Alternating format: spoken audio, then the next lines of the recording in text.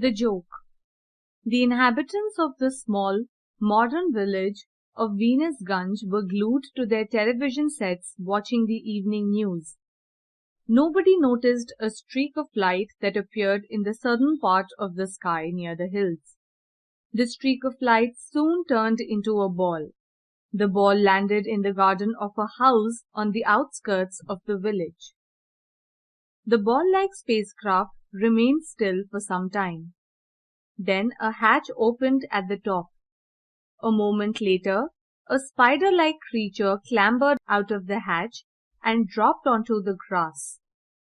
Close by was a stone statue of a bespectacled man that had one hand on its waist, while the other held a flower. When the alien creature saw the statue, it became still, examining the statue with its beady eyes. The next moment, it became a replica of the statue with the same shirt and shorts and wore the same pair of spectacles. But there was one difference. The copy did not have human legs. It approached the lit porch of the sprawling house. It stopped for a second when it heard a dog bark. The creature scurried on and looked for a way to enter the house. A robot-like figure opened the door. In the dim light of the porch, its body gleamed. With folded hands, it greeted the visitor. Namaste. It was the robot housekeeper. Namaste, Said the alien creature imitating the robot. Please sit down, sir. Said the robot, pointing to a sofa in the living room. Would you like to have a drink? The alien creature hesitated. I am eager to know how living beings, I mean people like you, live here. It said carefully. You want to know all about me? Well, I'm programmed for several functions. I cook food, wash dishes, and take Jimmy for a walk. My main food is electricity, and once in a year, I'm overhauled at the workshop.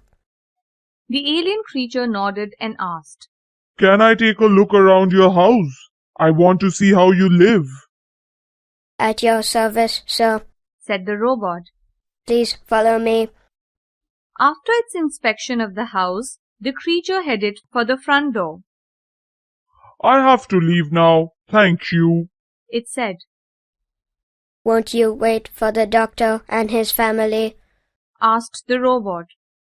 I think they should be arriving any moment now. No, I think I have seen enough to report. I have to go. In a short while, the sphere glowed orange and took off. Instead of falling down like a meteor, the orange ball streaked up into the sky to vanish forever. When the Sonys returned, the robot told the doctor about the strange visitor who had left neither its name nor a message.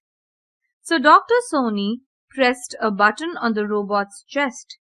Immediately, a screen lit up, and on it flashed the image of the visitor from the robot's computer memory. Dr. Sony was dumbstruck. It was the face of his father. He had never believed in ghosts. The robot was probably playing a trick. Dr. Sony and his family were laughing about the trick, and miles away the spherical spacecraft was racing away from Earth at tremendous speed. Its sole occupant, the spider-like creature, was dictating a report to its home station on a planet near Betelgeuse. The living beings of the third planet around the star, locally called the Sun, are peculiar. They eat and drink electricity and are made of metal.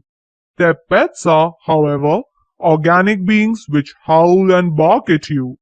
Rather a curious planet to have two totally different types of beings. But then, the universe is such a bizarre place.